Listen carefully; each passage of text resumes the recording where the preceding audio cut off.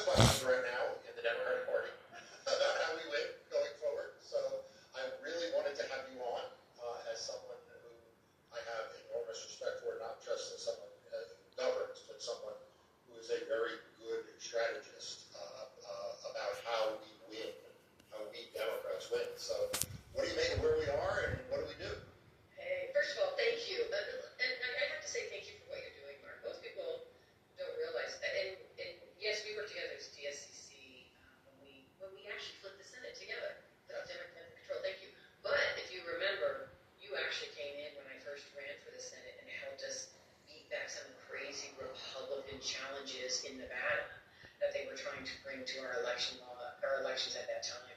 So thank you. You've been at this for so long. I cannot thank you enough for everything you're doing.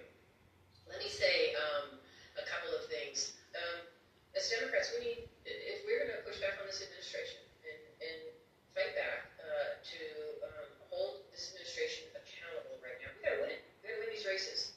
And the only way Democrats can win is to win swing states, particularly in the Senate. If we're going to take back control, we've got to win those swing states. Otherwise, we will never win races again and never be in control again in the Senate. So Nevada's a swing state. What is that? So let me explain for folks, what does a swing state mean? It means I come from a state where there's a third are Democrats, a third, actually more than a third now, are nonpartisans, and then a third are Republicans. So you have to appeal in a swing state like that to everybody. You've got to be able to get out and talk to voters, listen to them, show up where they are, hear their concerns, and then talk about how taking those concerns would go to Washington and we make change that is positive and solve problems.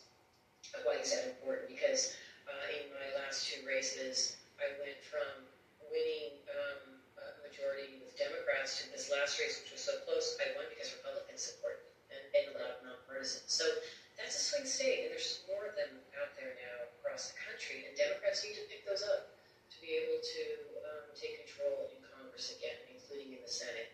That's how we win. That's how we win. And it means talking about issues that voters care about, the common sense issues, Mark. It means that we're not letting the Republicans defeat us and claim that we want to defund the police. It means that we've got to show we not only stand with our police and our first responders and our firefighters, we also want to address the crime that's coming across the southern border, right? We want to put resources there. We should not, as Democrats, shy away from those issues. We have to talk about the issues people care about.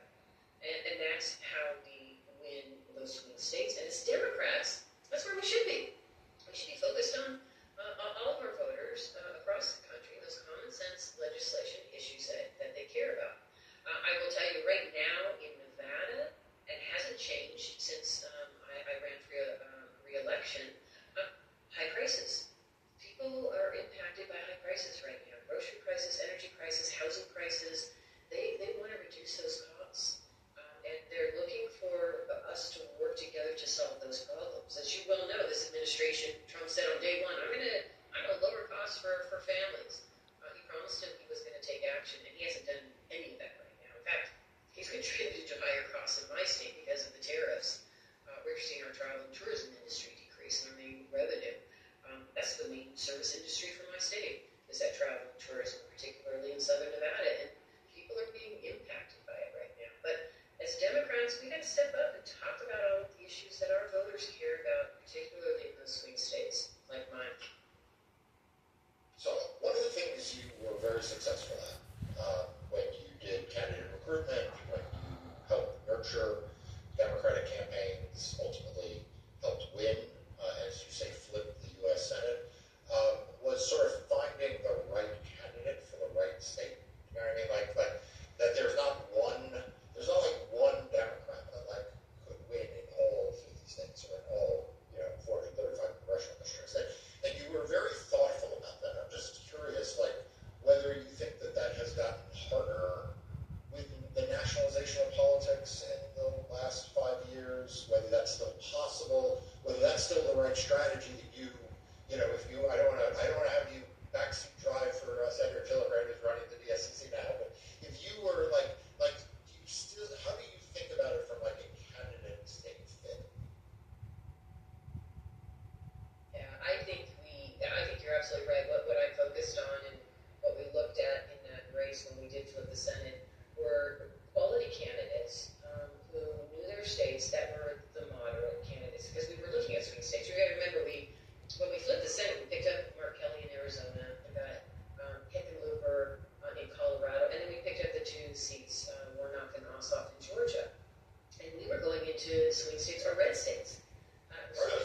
Just to be clear, the senators actually underselling themselves here. Okay, like Georgia and Arizona at that point were not swing states; they were red states. There was no history of a single Democrat in Georgia, no less too.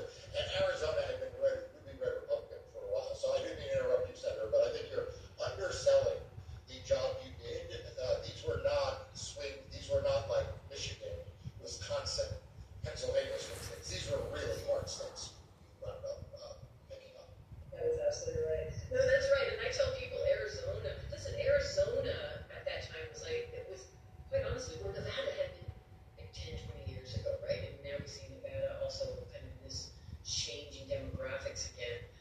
And so I knew, particularly in Arizona, as it's obviously a border state to Nevada, the challenges we face in the West. So we were looking for quality candidates that understood those issues, that could connect with all voters in their state, no matter party affiliation or not party affiliation. And we were able to get those individuals to run because they cared about their state, cared about the state of the country, and fighting for their constituents.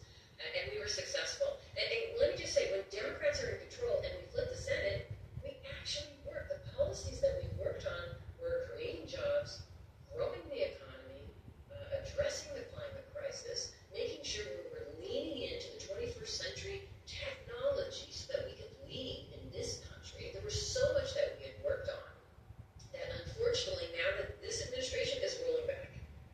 And so that's how you win races, though. You're looking for those quality candidates that are focused on issues that really that they're hearing their constituents that are struggling with, that we want to fight for.